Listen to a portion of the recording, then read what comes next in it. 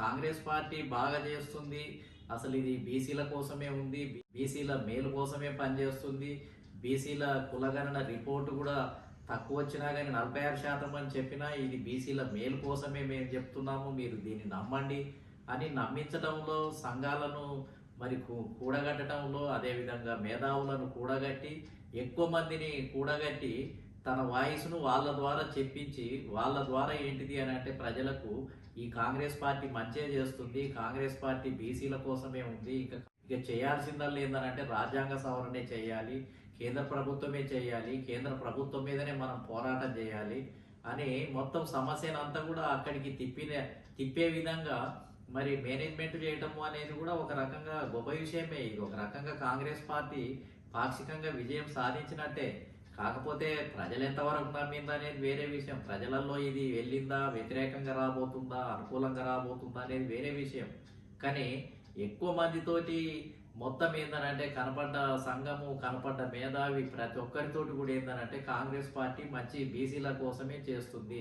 ఈ రకంగా మేనేజ్మెంట్ చేయటంలో, సక్సెస్ కావటంలో, ఎక్కువ సంఘాలను కూడగొట్టుకోవడంలో, ఆ సంఘాల ద్వారా అభినందనలు తెలియజేయించుకోవటం, హిస్టారికల్ అని చెప్పటము, వాళ్ళతోటి శాల్వాలు కప్పించుకోవటము, పదే పదే బీసీ సంఘాలతోటి సమావేశాలు కావటము, ఇవన్నీ కూడా చూసిన తర్వాత సాధారణ ప్రజలు కొంతమంది నిజంగానే బీసీల కోసం కాంగ్రెస్ పార్టీ అహర్నిశలు పనిచేస్తుంది అని నమ్మే వాళ్ళు కూడా ఉంటారు.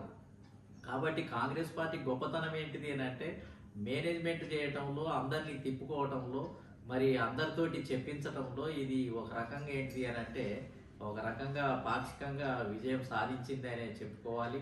ఈ రకంగా అసలు బీసీలకి ఏమీ చేయకుండా బీసీల కోసమే పనిచేస్తుందని చెప్పించటము అనేది నిజంగా ఇది ఇది ఈ విధంగా వాతావరణాన్ని సృష్టించుకోవటము అనేది ఇది కాంగ్రెస్ పార్టీకే చెల్లుబాటు అవుతుంది. ఇది కాంగ్రెస్ పార్టీకి ఒక రకంగా అదృష్టం.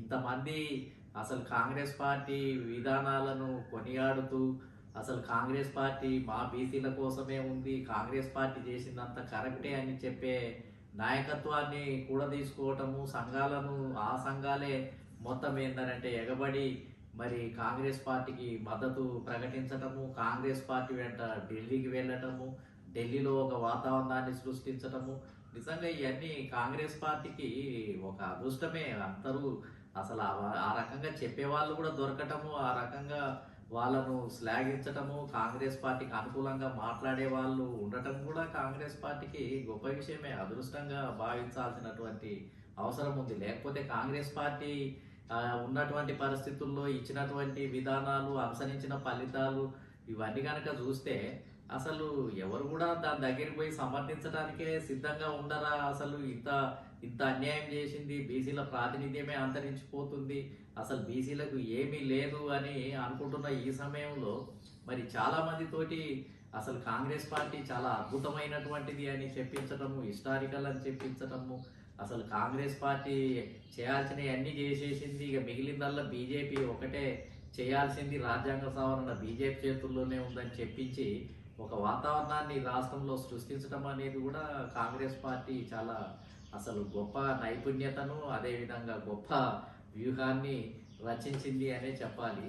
కాబట్టి మరి ఇది ఏ విధమైన పరిణామాలు దారితీస్తాయో, ఎలక్షన్ల నాటికి ఓట్ బ్యాంక్ రూపంలో వస్తుందా?